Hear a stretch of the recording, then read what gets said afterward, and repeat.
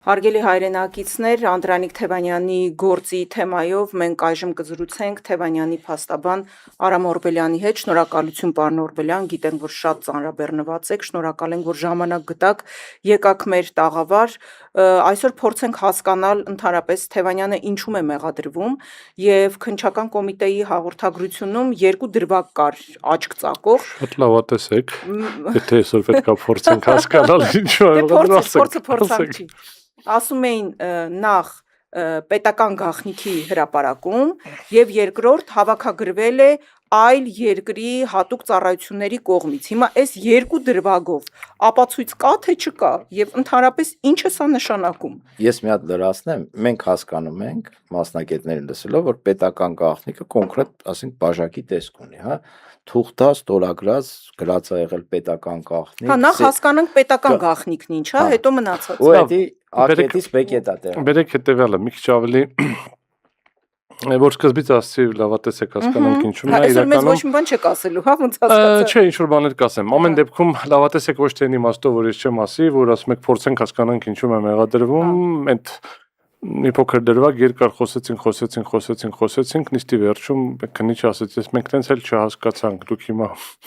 ինֆորմացիա փոխանցել եք թե չէ, հիմա բառացի չեմ ասում, մի քիչ կարող աուրջացնում եմ, բայց մոտավորապես ասենք Ժորժ ջան, բայց դա պետք է սկզբից հասկանայիք, հետո գայիք, բայց փորձեմ մի քիչ քննիչները իրենք էլ չեն հասկանում ինչ գործով են եկել։ Փորձեմ մի քիչ սկզբից գալ, որովհետև գործը մի քիչ նախապատմություն ունի եւ նախապատմությունը պատկերացնելով կկարողանանք այնքանով ինչքանով կկարողանամ պատմել, որովհետև այս գործում մեր կարծիքով արհեստականորեն այս պետական գաղտնիքի կոնցեպտն ավելացվել, որպեսզի նաև որպեսզի մենք սահմանափակվենք,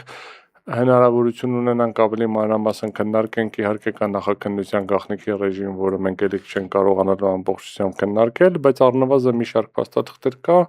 որին կարող եմ հղում անել կամ փաստաթղթեր տեղեկատվություն։ Նայեք, ինչա տեղի ունենում։ Կա հաղորդագրություն առայն, որ ԱԱԾ-ի հաղորդում է ստացվել քննչական ծառայությունում, առայն, որ կա հանցագործություն։ Խոսքը գնում է հաղորդում է ստացվել հանցագործության մասին։ Դա չի վերաբերվում, որ դրանում մեղադրվել է Անդրանիկ Թևանյանը։ Խոսքը գնում է հաղորդում ենք ստացել առայն, որ պետական գաղտնիք է փոխանցվել, ընդ որում հղումներ է կատարվում ու շատ ընդհանրական ձևակերպումներ օտարերկրյա հատուկ ծառայությունների ներկայացուցիչների ինչ-որ ձևակերպում է։ Հիմա բառացի ձեռիստեղ չկա, բայց յուրաքանչյուր ոք կարող է բացել investigative AM կայքը, դա քննչական ծառայության կայքն է, նորությունների բաժնում գտնել եւ տղարտալ։ Հաղորդում ստանալուց հետո հարուցվում է քրեական գործ։ Ու ըստ էության տեղ կա որոշակի փուլայնության խնդիրներ, այդ բանի հա ԿՀ վարույթի կտորը դուրս թողնենք, որ դիմում են ԿՀ, ստանում են համաձայնություն, արդեն իսկ առաջադրված մեղադրանքում պետական գաղտնիք չկա։ Այսինքն Անդրանիկ Թևանյանը մեղադրվում է առայն, որ բավականապես բառացի կասեմ ու հետո կփորձենք հասկանալ ինչ կա դրա տակ, այսպես կոչված լրտեսության եղանակով իրականացրել է պետական դավաճանություն, այդ լրտեսության եղանակովն է, որ ասում են, որովհետև տարբերություն կա, երկու տարբեր հանցակազմ ունենք, երկու տարբեր հոդված ունենք, մեկը պետական դավաճանությունն է, որպեսզի պետական դավաճանություն արվի, անձը պետք է լինի Հայաստանի Հանրապետության քաղաքացի։ Եվ կա լրտեսություն, որպեսզի լրտեսություն արվի, անձը չպետք է լինի Հայաստանի Հանրապետության քաղաքացի, բայց պետական դավաճանության հոդվածի մեջ կա ոնց որ մի հատ լրտեսություն բառը ներառած։ Շատ խառը անորոշ ձևակերպում է, որը իմիջիալոց նախքին քրորում էլ կար։ Ամեն դեպքում։ Հիմա, երբ որ ասում ենք լավ է լրտեսությունը ոնց է արտահայտվել, իսկ լրտեսության ձևակերպման մեջ երկու իրարից տարբեր process կա։ Մեկը պետական գաղտնիք հավաքել, փոխանցելն է, դա ոնց որ շատ հստակ, ոնց որ ասում եք պետական գաղտնիքը պետք է լինի պետական գաղտնիք, հստակ լինի, գաղտնագրված լինի, գաղտնազերծված չլինի, դա abstract չի դառնում ինչ որ բան պետական գաղտնիք էլի, բայց կա մի հատ այլ կտոր, որ օտարերկրյա հետախուզական ծառայության հանձնարարությամբ հավաքել է այլ տեղեկատվություն, այդ այլին հեսական դրադառնամ, ի վնաս Հայաստանի Հանրապետության տարածքային ամբողջականության, քաղաքական անկախության եւ ինքնիշխանության օգտագործելու համար։ Այս է ոնց որ հոդվածը։ Հիմա ստացվում է հետևյալը. Անդրանիկ Թևանյանին այլևս այս պահի դրությամբ չեն մեղադրում պետական գաղտնիք հավաքել փոխանցելու մեջ։ Չկա նման բան։ Դա եղել է հաղորդումը, բայց երբ որ ստանում են հաղորդումը, քննիչները ըստ էության պետք է վերլուծեն, հասկանան այդ հաղորդումով ինչն է ըստ իրենց հաստատվում, թե չէ, եւ այդ պահի դրությամբ իրենք արդեն իսկ այդ գաղափարից հետ են կաղնել եւ ըստ էության խոսքը գնում է այլ տեղեկատվության հավաքելու եւ փոխանցելու մեջ։ Հիմա մենք 3 հատ կարևոր խնդիր ենք բարձրացրել դատարանում, ես հիմա ինչ որ ասելու եմ իրավական վերլուծություններին եմ անդրադառնալու, որովհետեւ փաստերին անդրադառնալու կաշկանդվածություն ունեմ նախաքննական գաղտնիքով եւ այսպես կոչված այդ կվազի պետական գաղտնիք ստորագրելով։ Մեջ պետական գաղտնիք չկա, բայց թուղթ ենք ստորագրել, որ կարող է լինի եւ հետեւաբար որ հետագայում խնդիր չունենա Արոն Թևանյանի պաշտպանության գործընթացը, ինչ որ առանձին հղումներ չեմ անի, բայց կփորձեմ հիմա նկարագրեմ։ Հիմա նայեք ինչ է ստացվում։ Մեղադրում են նրանում, որ ենթադրաբար օտարերկրյա ոնց է հատուկ ծառայություն են նրանք օգտագործում, հավաքագրվելով, հավաքել է այլ տեղեկատվություն եւ տրամադրել։ Հիմա մենք դատարանում 3 հարց ենք բարձրացրել։ Ասել ենք լավ է, այլ տեղեկատվությունը ինչ որ որակ պետք է ունենա, թե ասենք որ ասեմ այսօր ժամը քանիսին է առավոտը արևը դուրս եկել դա էլ է այլ տեղեկատվություն, որ ասեմ ինչ որ ինչ բանամ ասենք մեքենաները շատ են կամ քիչ էին, անձրևերը գալիս կամ չերը գալիս, դա էլ է։ Հələ չեմ խորանում հավաքագրվելու դաշտել, ընդհանրապես ուզում ենք հասկանանք այդ մեկնաբանությունը։ Ակնհայտ է ու կա Վեճռաբեկ դատարանի պրակտիկա, որ այդ այլ տեղեկատվությունը որոշակի պարամետրերով պետքա տենց հասանելի չլինի, այսինքն դա չպետք է այն տեղեկատվությունը լինի, որ ես ասեմ Gemini-ի մոտ կասես, ես ինքը պատասխանի ինձ, այսինքն դա պետքա լինի ինչ որ տեղեկատվություն։ Երկրորդը մենք բարձրաձայնել ենք հաջորդ հարցը, որ դա պետքա լինի տեղեկատվություն ոչ թե կարծիք վերլուծություն, որովհետև հակառակ դեպքում ցանկացած վերլուծաբան, ով որ կարծիք կգրի, հոդված կգրի, մենք հիմա եթե ենք դուրս գալիս կարծիքներ կարտահայտենք, միշտ կարա մեղադրվի, որ գիտեք ինչ, այ այնտեղ ինչ որ մի հատ ամերիկյան, չինական, ռուսական, ֆրանսիական, չգիտեմ, ադրբեջանական, թուրքական ինչ որ հատուկ ծառայությունները լսեցին, դուք իրենց փոխանցեցիք։ Սա ոնց որ երկրորդն է, որ դա պետքա լինի տեղեկատվություն եւ երրորդը որ դա պետքա լինի հանձնարարությամբ, բայց ոչ թե յուրաքանչյուր ոգի հանձնարարությամբ, այլ դա պետքա լինի հենց հետախուզական ծառայության հանձնարարություն։ Եվ փոխանցողը պետք է իմանա, որ դա հենց հետախուզական ծառայությունն է։ Այսինքն ինձ պետքա ոնց որ ես այդ հավաքագրվելու կտորը դրա համար ենք ֆիքսում, հա, պետքա հավաքագրում լինի։ Այսինքն ընդ որում ել եմ կրկնում հետախուզական ծառայություն։ Եթե ինչ որ մեկը աշխատում է Բրիտանիայի այսպես մի 6-ի մի 5-ի հետ, դա հետախուզական ծառայություններ են։ Եթե աշխատում է օրինակ իրենց այդ Commonwealth-ի հետ, իրենց թագավորի ու պարլամենտի հետ, իրենց որևէ այլ ծառայության հետ, դա հետախուզական չի։ Եթե ինչ որ մեկը աշխատում է CIA-ի հետ, հա, բանի ՑՌՈ-ի ինչ ոնց հայերեն հետախուզական կենտրոնական հետախուզական ուշ բանի հետ հետախուզության հետ դա կլինի ոնց որ դրա տակ, բայց եթե ինչ որ մեկը սպիտակ տան հետ աշխատում, խորհրդատվություն է տալիս ինչ որ ֆորմատով, դա նույնպես չի գնում։ Նույնն է վերաբերում Ռուսաստանին, Չինաստանին, կապ չունի, ցանկացած այլ երկրում։ Այսինքն եթե դա աշխատանքը ոչ հետախուզական ծառայությունների հետ, դա լրտեսության տակ չի գնում։ Դա ոնց որ բացաթափանցիկ խնդիր չի առաջացնում։ Հիմա նայեք, մենք այդ ոնց որ հաջորդ հարցն էր, որ մենք բարձրաձայնում ենք, որովհետև ինֆորմացիաներ չկան, տենց ընդհանուր մեղադրանքը կա։ Եվ ըստ էության մենք շատ հստակ բարձրաձայնել են, ես մեկը կարծում եմ կարող եմ ասել առանց դետալների, որ ըստ էության այս ամբողջ գործընթացը մի հատ օպերատիվ թղթի վրա է։ Այդ օպերատիվ թղթը ունի բանի ստանդարտին համապատասխանեցում, ստուգելի չի, հա, Մարդու իրավունքների եվրոպական դատարանը բավականին լուրջ պրակտիկա ունի այն ժամանակ իռլանդական ազատագրական բանակի հետ կապված, որ անգլիական օրենսդրությունը բավականին խիստ էր եւ հնարավորություններ տալիս եւ ազատազրկել եւ միջամտել մարդկանց իրավունքներին տերորիզմի ահաբեկչության դեմ պայքարի լույսի ներքո եվրոպական դատարանն ասում է նույնիսկ եթե դուք պնդում եք որ հավաստի տեղեկություններ ունեք դա բավարար չի, դա պետք է ստուգելի լինի։ Հակառակ դեպքում իջի կա կորում դատական պաշտպանության ամբողջ գործընթաց։ Եթե ինձ տանելու եք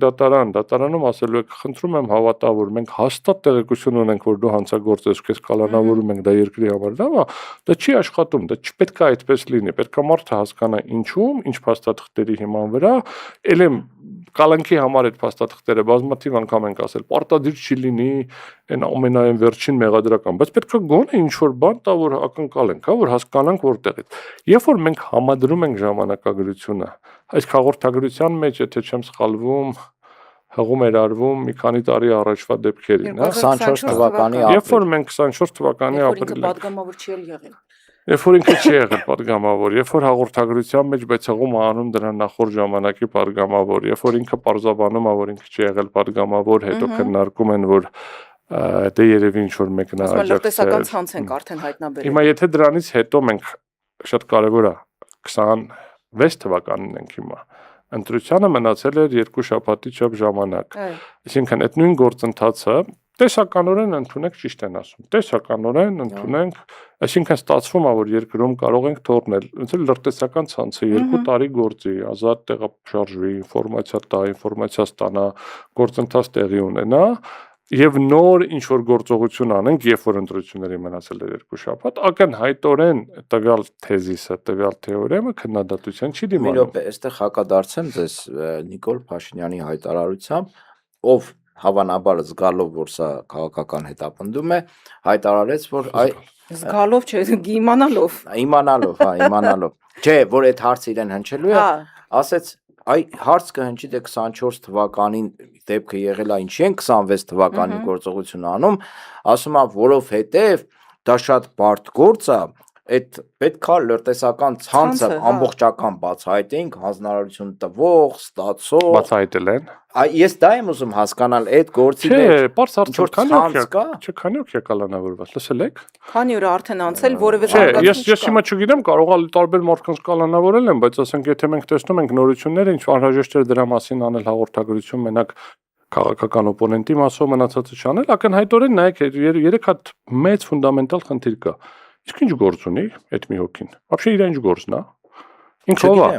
Ինքը հատուկ հնչականի խոսնակն է։ Ինքը հատուկ հնչականի մամլո պատասխանատուն է, թե ԱԾ-ի խոսնակն է։ Հիսուսի տեղապանն է։ Դե հիմա բերեք դրա Հիմա իմ գնահատականը Պարոն Օրբելյան, դուք շղթան սկսեցիք ԱԾ հաղորդագրությունից Հիմա դրանից հետո մենք տեսնում ենք ամբողջ խնդիրը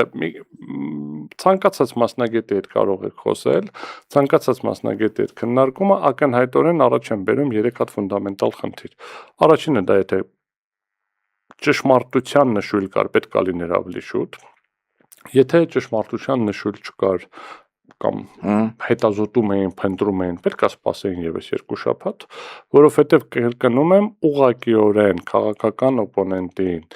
մասին հրապարակավ խոսել պետական դավաճանության մասին, ընդ որում խոսքը գնում է ոնց որ պատգամավոր, ցանց, նախկին, ապագա ինչ որ հետախուզություն, ինֆորմացիա ընդդեմ Հայաստանի, ոնց որ դրա մասին ինքը չպետք է ընդհանրապես տեղեկացված լիներ, իր գործը չի դա։ Բանը մենք սխալ ընկալում ունենք պետության վարչապետի գործառույթների մասին։ Ես բազմաթիվ անգամներ եմ լսում, որ պետք է սահմանադրություն փոխենք, չգիտեմ ինչ անենք, բայց մենք իրականում պետք է սահմանադրությունը ուղղակի կիրառենք։ Բայց ինքը ասում է ԱԾ-ն ինձ է ենթարկվում, հետեւաբար իրավունք ունի։ Într-adevăr ԱԾ-ն իրան է ենթարկվում, որովհետև ինքն է այդպես որոշել։ Սկսենք դրանից։ Եվ երկրորդը, եթե ԱԾ-ն ինչ որ բան զեկուցեց կամ չզեկուցեց, ըստ էության դա չի զեկուցում իրեն, որ ինքը գա բարձրաձայնի։ Վերադառնանք, էլի, եթե մենք հարավակի հարթակից էլի։ Որից հետո մի քանի օր անցնի, միջև ԿՀ դիմում, ԿՀ-ն էլ կարող մերժեր, կարող չմերժեր, ու ընդունենք абստրակտ, հա, չեմ ասում։ Հա, եթե դες լուրջ գործեր ԿՀ-ն կմերժեր։ Հիմա կարող է մերժեր, օրինակ, համաձայնություն տալ։ Այդ ժամանակ ինչ է ստացվելու, այսինքն ամբողջը փլվեց, ինչի եմ սա ասում, որովհետև մենք կամ խոսում ենք հանցագործությունների բացահայտման, պատժման, անձանց ձերբակալելու կամ մեղադրանք առաջադրելու իրավաչափ գործընթացի մասին, այդ ժամանակ մենք ունենք շատ բարձր գործընթաց։ Վերջերս մի քանի հոգի այդպես մասնագետներ խոսում են այդ թվում նաև բարձրաստիճան նախկին ԱԱԾ աշխատակից, ու դա ճիշտ են ասում, դա միջև վերջին պահը թաքուն է լինում, միջև որ արդեն մեկ էլ տեսնում ես քո դրանն են, հա, այսինքն չես իմանում դրա մասին 3 օր առաջ, Այսինքն հանգիստ քեզ համար ման ես գալիս, քարոզար շավ ես իրականացնում, լայվ ես մտնում, խոսում ես, նոր գալիս են գնանք հետո դրանից հետո գնում ես քննչական կոմիտե քո հետևաբար այսպեսի մի բան հարցնեմ, եթե ասենք Անդրանիկ Թևանյանը չէր, իրական այլ դեպք էր եւ այլն, այս բովանդակությամբ ինքը հայտարարություն անում, այդ տվյալ անձը կարող է շատ հանգիստ լքել երկիրը, ճիշտ եմ։ Ես հիմա կարող էր թե չէ այդ կախված է մի շարք հանգամանքներից, տեսականորեն ընդունենք այո։ Այսինքն այդ դեպքում այդ գործը ինչ է։ Հետևաբար հետ եմ գալիս հետևյալ խնդրին, էլի, մենք դերերի եւ գործառույթների ճիշտ բաշխման խնդիր ունենք։ Հանցագործությունների դեմ պայքարը քննչական մարմինների գործառույթների տիրույթում է եւ հանցագործությունների պայքարը չի սիրում ընդհանրապես այդպես շատ հրապարակայնություն։ Ապ կգտնեք, կպաճեք, կավարտեք, նոր հրապարակայնացրեք։ Մարդու իրավունքների պաշտպանությունը չի սիրում արհեստական հրապարակայնություն եւ թիրախավորում։ Մենք ախր առաջին դեպքը չի, որ պետական դավաճանության մեղադրանքներ են հնչեցվում ամենաբարձր մակարդակով ու վերջում ասենք արդարացում կարող է տեղի ունենալ։ Ունեցել ենք դեպքեր, որտեղ արդեն կամ արդարացվել է կամ վերավորակվել է շատ ավելի թեթև հանցագործությունների, որոնք կապ չունեն պետական դավաճանությամբ։ Բայց մարդուն պախարակում են։ Էլ բայց դու այդքան ժամանակ արի բացատրի։ Հիմա ասենք Անդրանիկ Թևանյանի բախտը բերել է, որ հրապարակային մարդ է, չէ, որ սրանք այնքան սուտ են խոսել, որ մարդիկ արդեն հասկացել են, որ սա քրոնիկ սուտասանների հետ գործ ունեն եւ այս տեղեկատվությունը ամենայն հավանականությամբ իրականությանը չի համապատասխանում։ Բայց նույնիսկ այդ պայմաններում մեկը որ առաջանում է, չի ասում ես, բայց կարող անդեղ ինչ որ մի բան եներ, էլի վերջը պետական դավաճանություն են ասում։ Կա նման։ Հիմա դրա համար մենք շատ կարևոր է, որ նմանատիպ մեղադրանքներ հնչեցնելուց պետք է լինեն շատ զուսպ եւ դա չպետք է լինի քաղաքական դիսկուրսի մաս։ Մենք ախր տեսանք, երբ որ ես ասում եմ քաղաքական, խնդիրը նրանում չի, որ մի անգամ հրապարակային ասեցին, ավարտեցին, ախր դա դարել է քաղաքական դիսկուրսի մաս։ Ինչ որ մարդիկ արդեն առիթավորվելով ենթադրում են, որ դա արդեն հաստատված հանգամանք է, արդեն մեղադրում են դավաճան լինելու մեջ, արդեն դեռ ինչ որ մեղադրում են, այդ մեղադրանքը արդեն անց են կացնում այլ մարդկանց վրա։ Այսինքն սա դարել է, սա ակնհայտ երևում է, որ սա թեզիս է, որը դրվել է շրջանառության մեջ, որպեսզի սեփական դավաճանական քաղաքականություն իջեղում տեղի ունենա։ Կրկնում եմ, ես ուսումնասիրել եմ այնքան նյութ ինչքան ունեմ, բայց ես ակնկալում եմ, որ եթե պետական դավաճանության իրական գոնե մի հատ փոքր հետ կար, գոնե մի հատ փոքր ապացույց կլիներ, որ ես այս պահին շատ ավելի զգույշ կխոսեի, շատ ավելի ինտերվյու չէի տակ ասեի նյութերը կուսումնասիրեն, կտեսնենք ինչ է, հետագայում կքննարկենք։ Այսինքն ընդհանրապես որևէ ապացույց չկա։ Հիմա ես որ ասեմ ընդհանրապես չկա կամ կա, ապացույցը դա ապացույց։ Ձեզ ասեցի, որ կենտրոնականը մի հատ օպերատիվ թուղթ է, որը կարող էր, որը դա չի համարվում ապացույց որևէ ձևով։ Հիմա կգանք ասեն ինչ որ բան եմ բացահայտել, չեմ բացահայտել, դետալներ չեմ ասի որևէ բան։ Այդ օպերատիվ թուղթն էլ դրա մասին չի, եթե նորմալ չեն կազմել։ Այսինքն ինքն էլ չի նենց որ ասեմ հստակ տեղեկատվություններ ապովանդակում, որ եթե նույնիսկ դա ճիշտ լիներ, դրա հիման վրա կարելի էր մարտատել, բայց մայ չեմ ուզում շատ ապացույցների դաշտ մտնեմ, որովհետև ապացույցների դաշտում ինչ էլ ասեմ կամ չասեմ խնդիր է, բայց ինքնին եմ փաստը, որ պետական գաղտնիքի թուղթը մտել է գործի մեջ եւ ասել են կարող է պետական գաղտնիք լինի, բայց մեղադրանքի մեջ պետական գաղտնիք հավաքել եւ փոխանցել չկա, ինքնին արդեն խնդրահարույց է դառնում։ Իսկ այդ գումարը առողջապաշխական մի հատ թիվ էին, հա, չգիտեմ, հորին էլ այդ գումարը որտեղից են վերցրել։ Կվիտանցիան կա, պարոն Օրբելյան, ասենք։ Հիմա նորից ինձ ապացույցներից եք ասում։ Ես ձեզ պարզ ասեմ, որ որովհետեւ ներեցեք դա էլ է մարդկանց վրա ազդում, որ եթե այդքան գումար են տվել, ապա ինքը ինֆորմացիա փոխանցել է։ Հավաքագրել է, ասենք հավաքագրվել է օտարերկրյա ծառայությունների կողմից, բայց այդ պետքա ասենք այդ ծառայությունում մարդ ունենա, որ այդ հիմա ոնց բերեք sense ապացույցները ոնց կարելի է հավաքել, չհավաքել, հավաքագրումը ոնց կարելի է ապացուցել, տարբեր եղանակներ կարող են լինել։ Բերեք հիմա գումարից էր գանք, էլի, իսկ ինչքան գումար էր։ 622,000։ Ինչ չէր 623։ Դե որ հավաստի։ Դե ցենց հարցնում Բական 621։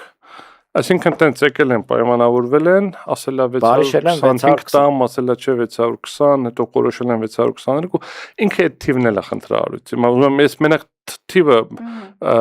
որ ասեին այսքան, չգիտեմ, յուան, այսքան դոլար, այսքան եվրո, այսքան ռուբլի, ինչ որ մի բանով կլոր թիվը լիներ, կարային քննարկենք, բայց ակնհայտ է նյութերից մի բան կարամ ասեմ, ավել չեմ կարողանալու ասեմ, նյութերից ակնհայտ է, որ բանի համար էին չէ ասել ոնց որ թե հենց էլի այդ տեղեկատվության համար էին ասել որ այդքան գումար է վճարվել այդ ինչ որ ազգային ժողովի եթե չեմ սխալվում տենց էր գրված այո այդ փակ նիստի հետ կապված որևէ այդ գումարային հարց նյութերում չկա այսինքն sense պարզ ասեմ այսինքն դե չկա հիմա ոնց ինչ էլ որ ասեմ էլի նորից անցնելու եմ առաջ սկսելու եմ բան ասեմ կարելի է այդտեղ գրել ավելի լավ կհնչեր էլի $2 միլիոն կարելի է գրել այլ թիվ բայց շատ պարզ հարց է տրվում հենց պարոն Թևանյանն Անդրանիկ Թևանյանն է շատ հստակացում ասում է լավ այսինքն այդ հետախուզական ծառայությունները вообще գործ չունեն պետք է $622,000 փող տային ինչ որ մի հոգուն փակ նիստի վերաբերյալ որին մասնակցում էր 100-ից ավել մասնակից ինչ որ ինֆորմացիա ստանալու համար որը կարելի էր ստանալ 48 հատալ եղանակով շատ ավելի առանց գումար ծախսելու պայմանական ասեմ օրինակ պականներին չգիտեմ 5000 դրամ տային նո հիմա ես չեմ ասի ով ինչ կանով բայց հա գաղափարով ուզում եմ ասեմ չեմ էլ ուզում քննարկեմ ուղղակի մանավանդ որ այդ փակ նիստից հետո կա ձայնագրություններ որտեղ հստակ արձանագրվում է որ պետական գաղտնիք չի քննարկվել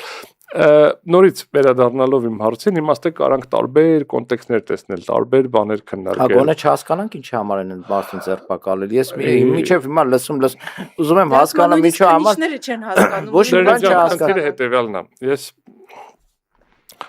առաջին անհստակ գործը չի որով զբաղվում եմ էլի այսինքն մենք եթե մեր ձևով կպաշտպանենք եկեղեցին կարա անցալվի որպես կոչ չեմ ասում ինչի կոչ ուղղակի լեզվական տերմինոլոգիական քննարկում եմ անում ընդամենը մեր ձևով եկեղեցին կպաշտպանենք ինչ ուզում եք դրա տակ հասկացեք ինչ ուզում եք բայց դրա մեջ կոչ չկա ոչ մի բանի կոչ չկա կարա լինի սպառնալի կարող է լինի ինչ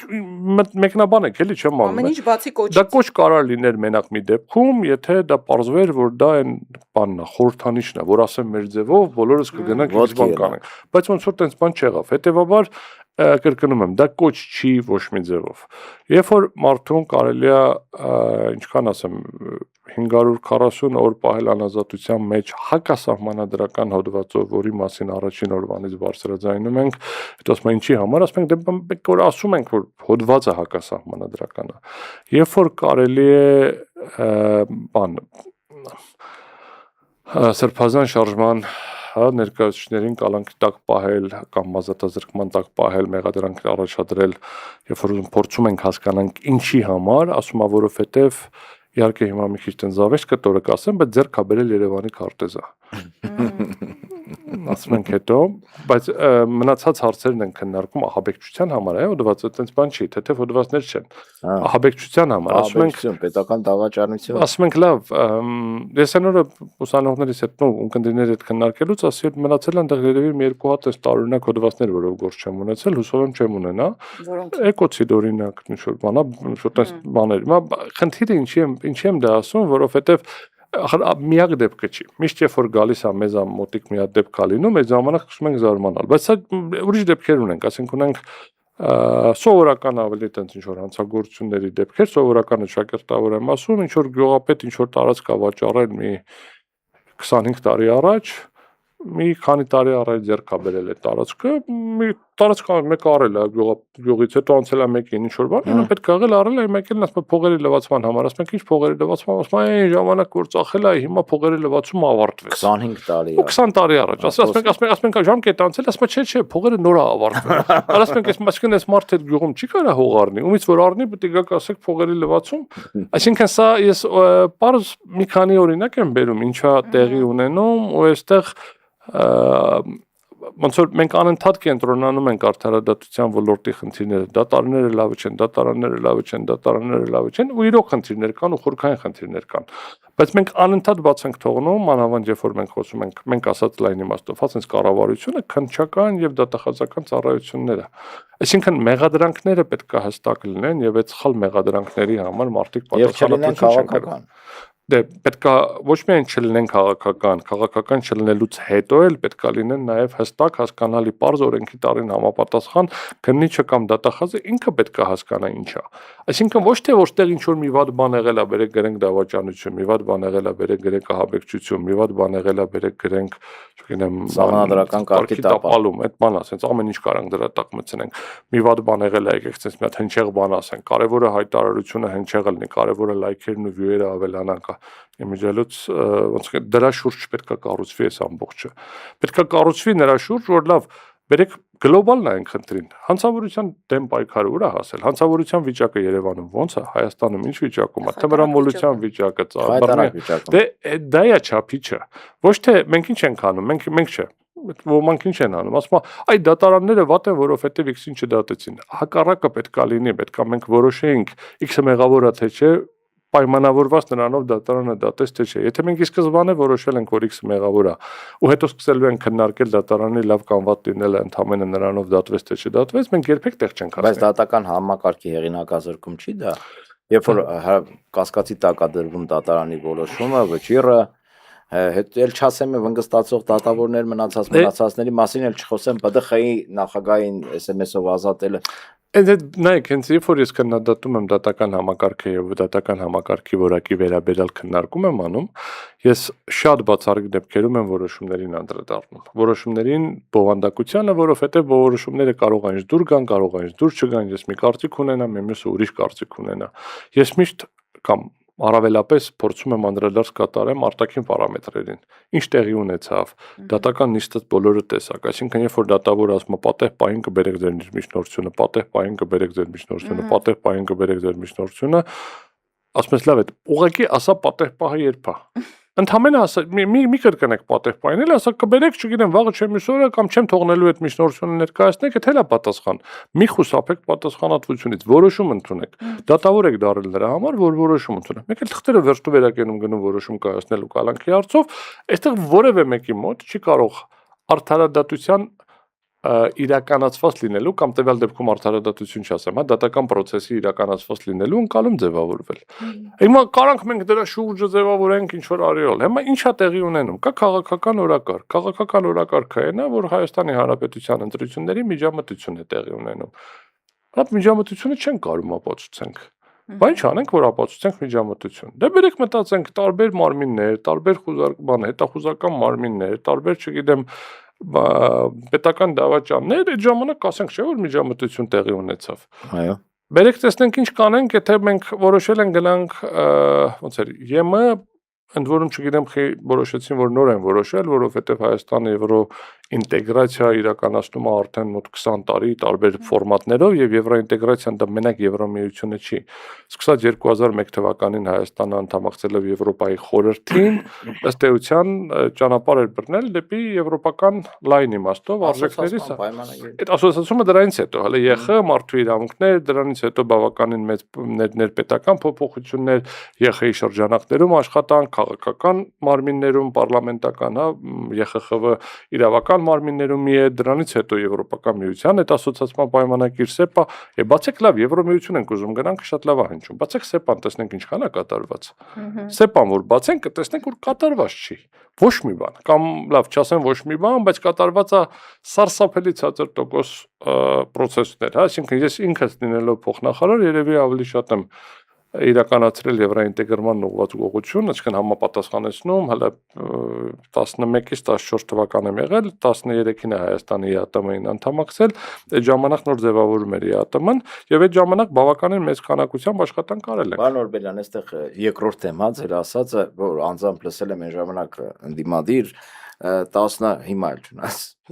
2018 թվականներ մնում է հետո իշխանական չեմ եղել, հա 18 թվականին Սվիտարսկու հետ հանդիպում էր այս իշխանապողությունից հետո ու ինքը շատ ջղայնացած էր այս գործող իշխանությունների վրա 19 երևի մի խոսքով մի քանի ամիս արդեն անցել էր քաղաքասարակության հետ հանդիպումը ինքը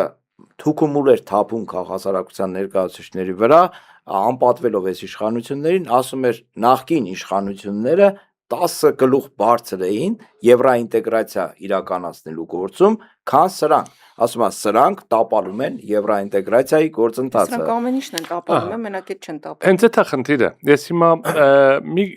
երբ որ մենք քննարկում ենք խնդիրները առանձին վերցրված, շատ հաճախ տենց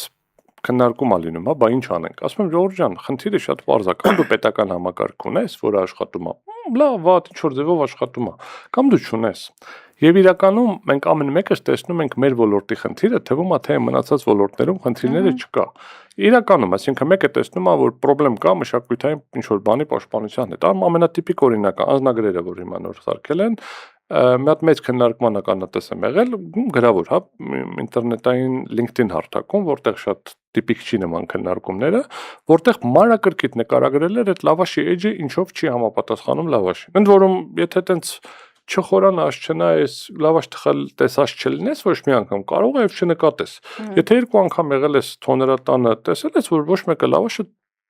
թարջ չի տալիս, այսինքն լավ ինչ որ էջի մեջ մենք բոլորս կենտրոնացել ենք խորվիրապի նկարը, որը չգիտեմ ինչի պետք է ուրիշ կողմից նկարվել, որ արարոտը չերևար, դրան առանձին կանդրադառնամ, բայց մենք նայում ենք լավաշի էջ, ոնց որ նորը լավաշը դարել ազգային ՅՈՒՆԵՍԿՕ-ի կողմից ճանաչվել որպես ոչ նյութական մշակութային ժառանգություն, մեկ էլ բայց ընդհանրապես կապ չունի լավաշի հետ։ Մենք թոնիրը գետնից բարձր է, թոնիրը ինչ որ դաշտի մեջտեղում է։ Թարատված կոչվոր ոչ մեկին տենց թոնիր ես չգիտեմ։ Թոնից չի, ուղղակի ես տեսել եմ, հա, իրաց բայց մոտ այնպես։ թոների մոտ դրված է փռի գործիքներ են, որ դնում ենք, վերցնում ենք փռի մեջից։ Լավաշը թարտված է, այսինքն ես ընդհանրում եմ ինչ որ մեկ ուղղակի արհեստական բանականության ասլալում է տենց հետաքրքիր լավաշի նկարել է։ Այսինքն ես բերում եմ ինչ որ մի օրինակը, որը մենք տեսնում ենք, որ ակնհայտորեն պրոֆեսիոնալիզմի բացակայությունն է, դա կլինի դիտավորյալ, թե կլինի ոչ դիտավորյալ բոլոր ոլորտներում։ Ընդ որում առանձին վերցրված կարող է եւ շատ լավ մասնագետներ լինեն։ Դες մի հատ դեպք կար, ես ասեմ, եթե չեմ սխալվում Հարավսլավիայի հետ կապված էր, որ ինչ որ խնդիրներ էր լինում, խորհրդային միությունից կարող է դետալները սխալ ասեմ, բայց Տիտոին ասում են լսի ոնց որ կոմոդ մենք տենց ընկալում ունենք, որ կոմոդ ոնց որ թե ներդրված գործակալներ կան, դա չի կարող լինել, բայց ասма կլինի գանք ստուգեն։ Գալիս են ստուգում են, հետ են գնում, ասում են լսի քո տեղակալը ոնց որ թե գործակալ է։ Ասում չի կարող լինի, ես իր այդ հեղափոխությունը ամեն ինչ արել ենք։ Ման ասում դե գործակալը, ոչ բերում են բռնում են, ասում հա, գործակալ եմ, ասում բայց ոնց որ բան չունես, էլի, ասում են դրանք մի հատ հանրություն են տվել։ Մենակ մի բան, ասում ինֆորմացիա ես տվել չէ, ինչ որ բռնել ես, ինչ որ սաբոտաժ ես արել չէ, ասում մենակ մի բան, ասել են գործ ընդունելուց ոչ կոմպետենտ մարդկանց կընդունես գործ։ Հիմա մենք ոնց որ այդ դաշտի մեջ լինենք։ Ոնց որ չէ, ուղիղ հենց դրա մեջ ենք, բան Օրբելյան։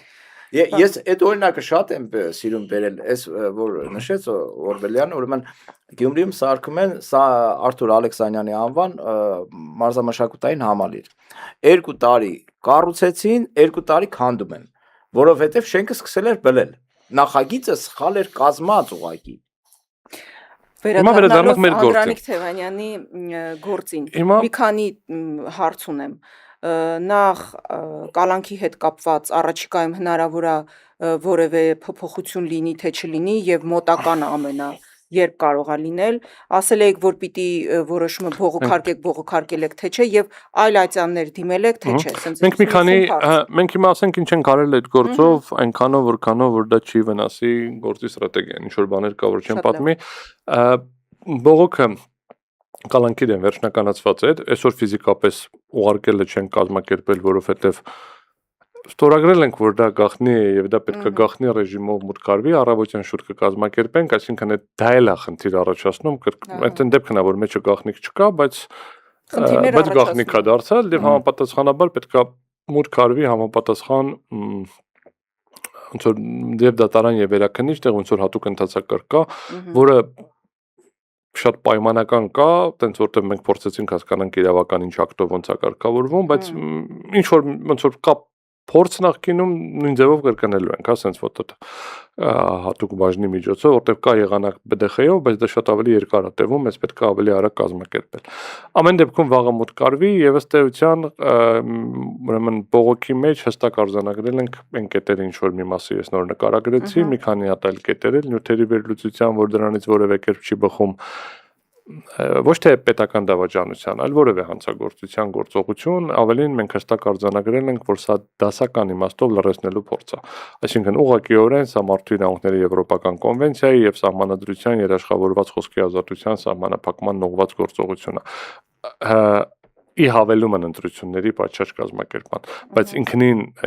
ինչի համար իրան ոնց որ ուզում են պատասխանատվության ենթարկել, ինքնին խոսքի ազատության տիրույթում, ասես լայն իմաստով։ Երկրորդ խնդիրը, որը մենք բարձրաձայնել այդ ամենամոտական երբ կքննվի։ Հիմա դա սենց է խնդիրը 10 օր ժամանակ կա բողոքարկելու, 10 օրը դեռ չի անցել, որպես կանոն 10-րդ օրը նյութերը ուղարկում են, որից հետո վերաքննիչ դատարանում մակագրվում է գործը, որից հետո մոտավորապես 10-15 մի ամիս է ընդհանուր տևում գործընթացը, 10 պլյուս օր հետո քննվում է, որպես կանոն դա գրավոր ընթացակարգով ակնկալում ենք, որ նիստ կարվի, բայց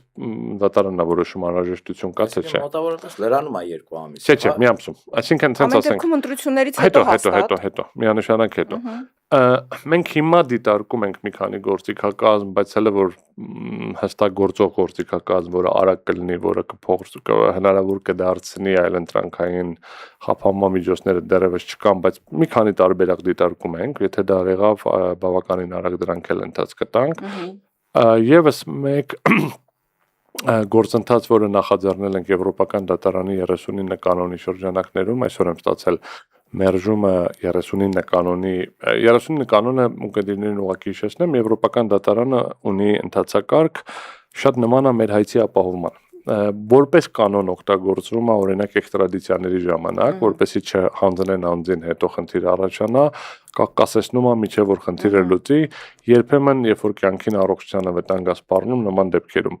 Շատ սահմանափակ դեպքեր կա, այլ դեպքերում կիրառման, մենք հստակ երկու բան ենք խնդրել, ասել են կամ ազատ արձակել ապահովեք միջև ընտրությունները, որ կարողանա ընտրությունների մասնակցի, կամ ինչը շատ ավելի կարևոր է, ինչքան էլ տարօրինակ չլինի, այդ պետական գաղտնիքի գրիֆը թող անեն, որովհետև կամ հստակեցնեն, որ փաստաթղթերին է վերաբերվում, որ ես մնացածի վրա կարողանամ ըստ անհրաժեշտության հղումներ անեմ։ Էլի նախաքննական գաղտնիքը կարա լի, բայց դատարանը ոնց որ ասեց, որ ամեն դեպքում այս դասական իրանց այդ ծավալից մերժում ունենք, առաջարկել է արդեն դիմումով դիմել, բում բովանդակային, որը կքննարկի, մենք այսօր ենք ստացել գրասենյակից դուրս գալուց առաջ ուղղակի բացեցի արագ տեսա, այդ դետալները չեմ նայել կնայեմ, բայց սա մի ընթացակարգ, ուրեմն սրանից բացի մի հատ այլ գործընթաց կա, որը հիմա նախաձեռնել ենք, ուրեմն ԿՀ մարդու իրավունքների պաշտպան, ինչ ասում ընտրական օրենսգիրքը։ Ընտրական օրենսգիրքը ասում է, եթե թեկնածուն գտնվում է անազատության մեջ, նա իրավունք ունի վստահված անձանց միջոցով մասնակցել ընտրարշավին։ Այսօրվա ընտրարշավը շատ ինտերակտիվ է։ Եվ մենք պնդում ենք, որ պետք է անձը հնարավորություն ունենա ընդհանուր նկարահանվել եւ հեռարձակվել, որովհետեւ բայց քրեակատարողական հիմնարկուի ներքին կանոնակարգերով դա ոնց որ հնարավոր չի, խնդրահարույց է։ Հիմա այս եւ ես ընդհանրում եմ ի սկզբանե այդ օրենսդրական կարգավորումը կարգավորելով ոչ մեկ այս ոնց որ ժամանակակից կարգավորումների տեխնիկական անհրաժեշտության լույսի ներքո չի դիտարկել խնդիրը։ Հիմա դա ենք փորձում կարգավորել, եթե ստացվի դա ոչ միայն այս դեպքում, նաև հուսանք հետագայում հնարավորություն կտա, որ ամեն դեպքում եթե իրականում կարիք լինի, որ ազատազրկվեն, իսկ այս պահին Անдрեյ Թևանյանը միակ մասնակիցը չի, որ ազատազրկված է կամ սահմանափակումներ ունի։ Ուղղակի մի մասի դեպքում դա տնային կալանքայով սահմանափակումները հանված են, հնարավոր է իրականացնել, մի մասը ազատազրկված է։ Եվ ազատազրկման դեպքում այդ սահմանափակումները շարունակում են գործել, համապատասխանաբար ընտրարշավին չեն կարողանում մասնակցել։ Եվս մի գործընթաց, որը մենք կիրականացնենք, դա մի քանի քննչական գործողությունների բողոքարկումներն է, որի փաստաթղթերը պահանջել ենք, դատական ակտերը, երբ որ կստանանք, ակնհայտ է, որ այդտեղ եւ անձեռնամխելիության հետ կապված եւ ընդհանցակարգի նյութերի բավարարության հետ կապված մի շարք խնդիրներ կա, այստեղ ավելալ դետալներ հիմա խոզարկությունը նկատվում է։ Օրինակ էս խոզարկությունը վերջին, որովհետեւ խոզարկությունը ինքնին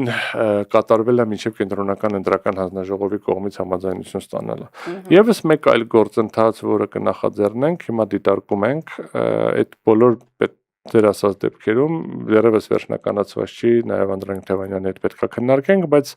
վերջնական դա զրպարտության վիրավորանքի հայցերն են, որովհետև անկախ ինչա մեղադրված, ինչ մեղադրանք է արկա, ոչ մեկ իրավունք չունի դա որպես հաստատված հանգամանք ընդունել եւ անձին այն է քարոզարշավի ժամանակ, այն է տեխնացուի բարակայում։ Դավաճան քրեադատավարական իմաստով դավաճան քննարկել։ Այսինքն սա այն դեպքը չի, երբ որ քաղաքական իմաստով այդ տերմինը օգտագործվում, այսինքն դա այն դեպքը չի, երբ որ абստրակտ իմաստով է օգտագործվում, դա այն դեպքն է, երբ որ կա քրեական գործընթաց, բայց այդ քրեական գործընթացը լրջագույն խնդիրներ ունի եւ կրկնում եմ մենք ունենք հիմքեր ենթադրելու, որ այդ քրեական գործընթացը նախաձեռնվել է հենց դրա համար, որպեսզի հնարավոր լինի քարոզարշավի ժամանակ այդ տերմինոլոգիան օգտագործվի։ Այսինքն այստեղ ես մի քանի անգամ պնդել եմ այն նյութերը, որ մենք ստացել ենք, այդ նյութերով այս կալանքի որոշումը ոչ միայն չէր կարող կայացվել, այլ ընդհանրապես գործ չէր կարող հարուցվել։ Տերմինոլոգիայով նախաձեռնվել վարույթ։ Հիմա այս նշված գործընթացներն էր։ Կար մի շարք այլ խնդիրներ, որոնք տեխնիկական մասնակի լուծվել են, բայց ելի ամբողջական չեն լուծվել, օրինակ վերահսկողությունը, որ ավել թուղթ չբերեն, ավել թուղթ չտանեն քրեակատարողական հիմնարկից ու այդ սահմանափակումը բերել էր նրան, որ ինչ որ մի քանի հանդիպում վստահված անձանց հետ տեղի ունենալուց Անդրանիկ Թևանյանին ընդհանրապես չէին թողել ամենախցից ու առանձնախցից տեքստը ոչ միայն փոխանցել, բերել իր հետ, որ գոնե արտագրեն։ Այսինքն ասում են, դուք թուղթ մի տարեք, եկեք հիշեք, ինչ կհիշեք, կգրեք, բայց դրանով իսկ ընտրարշավը ամբողջությամբ խաթարվում է։ Եվ դրանից բխող մնացած ամեն ինչով, էլի։ Հիմա ուզում եմ ասեմ, հիմա էլ չեն թողնում։ Այսօրվա ինֆորմացիան չունեմ, այսօր ամբողջ օրը ուրիշ գործընթացներով եմ եղել, սկզբում ոնց որ 3 թողել էին արդեն թուղթ բերել, բայց մենք հիմա քննարկում ենք, որ այդ միջև տեսաուղերձը պետքա Անդրանիկ Թևանյանը գտնվելով իր խցում, երբ որ աշխատում է իր ասենք ուղերձների վրա, կարողանա գա ոչ թե նստեն ու նորից թելադրեն, այլ փոխանցի եւ քննարկեն այլ հարցեր։ Այդտեղ ժամանակային սահմանափակում 2 ժամ է օրեկան սահմանափակված, ժամանակային սահմանափակումը հենց այդ մասով է, որ ոչ թե պետքա բերեմ, ասեմ դե արտագրեք, այլ բերեմ սա փոխանցեմ։ Մենք քննարկենք մնացած հարցերը, որովհետև այդտեղ բազմաթիվ այլ հարցադրումներ կարող է լինել։ Ընդ որում կարծիք կար, որ կարելի է ինչ-որ ցենզուրայի նայել, ես կարծում եմ, որ դա էլ չպետք է լինի, որովհետև դա քարոզարշավի մաս է եւ ըստ էության ու եթե այնտեղ հիմքեր չկա, որ չգիտեմ, ինչ-որ ինստրուկցիաներ են փոխանցվում, չգիտեմ ինչերի մասին, ինչը համարյա բացառում են, որովհետև համարյա չէ, ինչը բացառում է մեր դեպքում, հա, որտեղ մենք խոսում ենք հենց քաղաքական տեքստի մասին, քաղաքական գործընթացի մասին, հա, չէ, ինչ եմ ասում, որտեղ Անդրանիկ Թևանյանը 3 օր համարյա եղել է ազատության մեջ եւ ինչ որ մեկին ինստրուկցիա տալու խնդիր լիներ, այդ ժամանակ պետք է կարգավորած լիներ։ Սա նաև կետերից մեկն է մեր կալանքի, ասում ենք լավ է, դատարանն էլ է հիմք ընդունել, որ չի թաքնվի, որովհետև եթե թաքնվեր ինքը չէր գնա, բայց այն մնացած հանցագործությունների կրկին կատարելու կամ խոչընդոտելու ռիսկն է տեսել։ Հիմա մենք ասում ենք լավ է, 3 օրը 2 պարամետրով էլ է փոխում, որովհետև եթե դե պետք է խոչընդոտել այն ժամանակ էր խոչընդոտելու, եթե պետք է նոր հանցագործություն անել, դա պետք է գոնե ինչ-որ մի ձևով մի քիչ գոնե հաստատենք, որ հələ քննարկենք նորի հարցը։ Իսկ վստահված անձանց միջոցով շփումը, այսպես ասած, ընտրողների հետ, այդ հնարավորությունը ամսի 5-ին վերացվում է, այսինքն զրկվում է այդ հնարավորությունից, թե դրանից հետո էլ օրինակ հետընտրական փուլում կարող շարունակվել, հստակություն կա այդ մասը։ Օրենսդիրը ոնց որ կարգավորել է, որ այս դեպքում ինչ որ բան պետք է լինի, բայց ոնց, ինչ ծավալով, ինչ ձևով հստակություններ չկա։ Եթե խոսքը գնում է ընտրապայքարի մասին, ենթադրվում է, որ դա ավարտվում է այդ օրը, բայց եթե մենք օրինակ խոսում ենք բողոքարկման մասին, ապա վստահված անձանց հետ պետք է հնարավորություն լինի քննարկել բողոքարկման ինչ որ հանգամանքներ։ Ամսի 8-ին ըստ անհրաժեշտության կանդրադառնանք այդ հարցին, բայց ամեն դեպքում ոնց որ մինչև ամսի 8-ը մինչև պարզ չի լինելու։ Պլյուս մի քանի հանգամանք էլ է կարևոր։ Հիմա ասում ենք ինչ կարող է լինի։ 2 ամիս ժամկետով է կալանավորվել, ակնկալում ենք, որ ընտրությունների արդյունքով ամեն դեպքում ինքը ընտրվելու է падգամավոր եւ օգոստոսին ստանձնում են նոր ազգային ժողովը պարտականությունները։ Դա ենթադրում է, որ անմիջապես դրանից հետո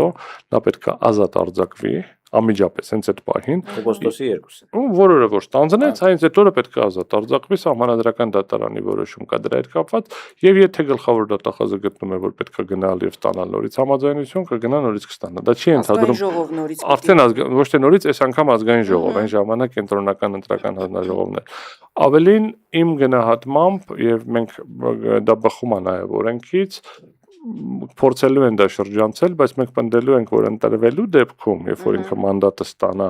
ինքը այլ կարգավիճակ ունի, որովհետև մենք ունենք կենտրոնական ընտրական հանձնաժողովի գործառույթ երկու դեպքում, մեկը նախընտրական փուլում, երբ որ տեխնացու ես եւ տեխնացուների ցուցակում ես, մյուսը երբ որ ընտրված падգամավոր ես, բայց դեռ չես ստանձնել պարտականություններ։ Այս երկու դեպքում համաձայնություն տալը կենտրոնական ընտրական հանձնաժողովի տիրույթում է։ Եվ մենք պնդելու ենք, որ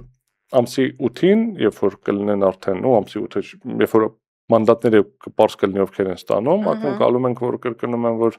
մանդատ կստանա ինքը համապատասխանաբար հնարավոր կլինի պնդել, որպեսզի կենտրոնական ընտրական հանձնաժողովը եւս մեկ անգամ քննարկի նրան ազատությունից զրկելու հարցը։ Հիմա դա այդ հույս ունենանք, որ ամսի 8-ից հետո չի հասնի մինչև օգոստոս։ Հունիսի 7-ի Ես երկու դեպքներ նայեք, ես ֆիքսեցի ընտրվելու տարբերակները, ես ակնկալում եմ, որ ընտրություններում ինքը ստանալու է մանդատ ստանալու են դեպքում, երբ որ կուսակցությունը անցնի, ես ակնկալում եմ, որ կուսակցությունը անցնելու է ակնհայտորեն բարիերը եւ համապատասխան որ Մայր Հայաստան կուսակցության նախագահ Անդրանիկ Թևանյանը Բարգավաճ Հայաստան կուսակցության ցուցակով է մասնակցում ընտրություններին երկրորդ համարն, այսինքն ուզում ասեմ անցնելու դեպքում հաշվի առնելով, որ ինքը ԲՀԿ-ի երկրորդ համարն է, համապատասխանաբար ինքը ոնց որ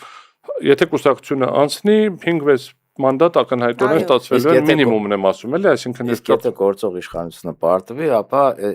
դա եմ ասում, էլի, այդ պրոցեդուրաներին չենք հասնել։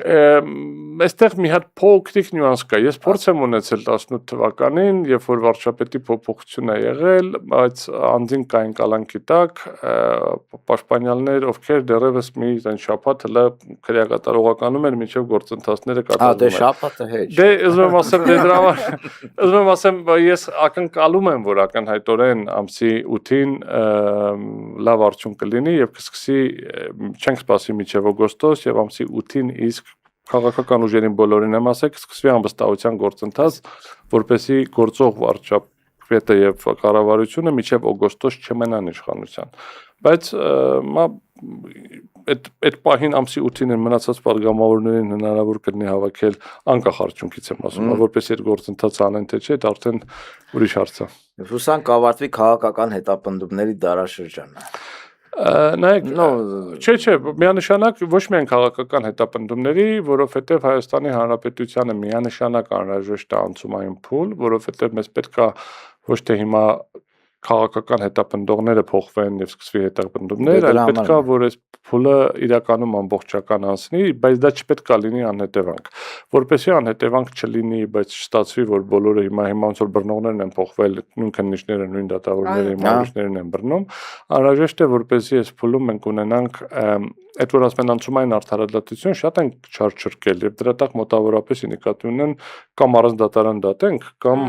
գույքը դերվերտնենք։ Մեր խոսքը դրա մասին չի, դա պետք է լինի գործընթաց, որի արդյունքում հնարավոր է լինի բացահայտել բավականին շատ խնդիրներ, որոնք մենք այսօր տեսնում ենք, բայց չունենք ապացույցներ, օրինակ այդ ֆեյքերի ֆաբրիկաները, կառավարության կողմից մանիպուլյացիաներն, ՀՄԷԿ-ի կողմից պատվերներ կատարելն, ՀՄԷԿ-ի կողմից անհասկանալի բովանդակության մեր բոլորի փողերով ինչ որ հաղորդումներ թողարկելն, դա պետական կառավարման համակարգի ձևախեղումներն, որը չի բխում սահմանադրությունից, դա տարբեր միջազգային արտասահմանյան միջամտություններն բոլորը sense ակնհայտորեն դեպի ԵԱՏՄ են ուղղում, բայց ամբողջ աշխարհից հիմա ոնց որ տպավորություն կա, բոլորը այստեղ միջամտում են բացի ԵԱՏՄ-ից։ Հիմա հնարավորություն ունի անում, բայց հիմա մոտավորապես դրանք պետք է իրականում բացահայտվեն։ Ինչ է տեղի ունեցել, ինչ պայմանավորվածություններ է տեղի ունեցել, ով ինչ հանձնարարություններ է տվել, դրա գործիքները կան վաղուց եւ մշակված են եւ ընդհանրապես պետք է այդ կամքը դա կիրառելու։ Բարդ աշխատանք է սպասում։ Շնորհակալություն, պարոն Նորբելյան։ Մեր զրույցը, պարոն Նորբելյան, դուք Անդրանիկ Թևանյանին թերևս ամենօրյա ռեժիմով եք տեսնում, ինչպես է տրամադրությունը ինչ ունի փոխանցելու մեր հանրությանը։ Արդարության համար պետք է ասպաստե ներողություն խնդրեմ, վերջին 3 օրը չեմ կարողացել տեսնել, որովհետև ակտիվ աշխատում ենք բողոքարկումների եւ մնացած գործընթացների վրա։ Դրանից առաջ որ տեսել եմ տրամադրությունը լավ էր, մի քիչ էլ ասում եմ այստեղ այդքան ինտենսիվ չեմ տեսել, որտեղ գոնե գիտեմ, որ վստահված անձինք ռեգուլյար տեսնում են եւ խնդիրների մասին կարողանում են քննարկել, ինչ որ խնդիրներ եղել է առանց տեսնելու կարող ստացվել է լուծել, պահման պայմանների եւ այլ հետ կապված էլի, բայց միշտ էլ տրամադրությունը լավ էր, մարտական էր, ինքն էլ էր գտնում, որ ամսիոթին խնդիրները ամբողջությամբ կարգավորվելու են, ու ըստ էության որևէ ընկճվածություն չկար եւ իր մոտ էլ կար որոշակի զարմանքես մեղադրանքներից մոտավորապես ասենք ամենապարզ բանը ասում լավ հասկացա որ այդ երկրին բանի տեղ չեք դնում բայց ասենք համարում եք որ 622,000 ինչ որ մեկը բերել է ինձ փող ա տվել ես էլ այդ փողը վերցրել եմ ինչ որ ենթադրել փակնիստի ինչ որ անհասկանալի ենթադրել բան եմ տվել եթե ասում դա տենց է պետք է ինձ նշանակեք այդ ես եմ ավելացնում էլ նշանակենք զարգացման նախարարը վարչապետը դες որտեվ դա փող կպցնել է մոտավորապես հիմա դա ոնց որ օթում փող կպցնելու արվեստը ընդ որում դա բանի Sense բանա հնչում, sense հա բան ինչ որ փակնիստով, չգիտեմ ինչու 5000 դրամանոց ինֆորմացիան ծախես 622,000 դրամանոց ինֆորմացիա չի եղել։ Ախր բաց ինֆորմացիայի, այդտեղ նորից տպավորություն կլինի, չէ՞։ Թողարկումները ծախես տպավորություն կլինի թե ինչ որ բան վաճառվել է։ Բերեք ֆիքսենք որ նման բան որևէ հասկանա չէ, սարկազմի տեսանկյունով էլի։ Այս ամենը։ Ուզում եմ ասեմ ինքը լավ էր, ինքը տրամադրությունը լավ էր, ինքնազգացողությունը լավ էր եւ տրամադրությունը մարտական ուժեղ կարծում եմ ակնկալում է որ դրական արդյունք կլինի հիմա ամեն ինչ արվում է որ քարոզար շավը նաեւ իր մասնակցության նաեւ բացի նրանից որ ինքը ԲՀԿ ցուցակի երկրորդ համարն է նաեւ Մայր Հայաստան կուսակցության առաջնորդներ եւ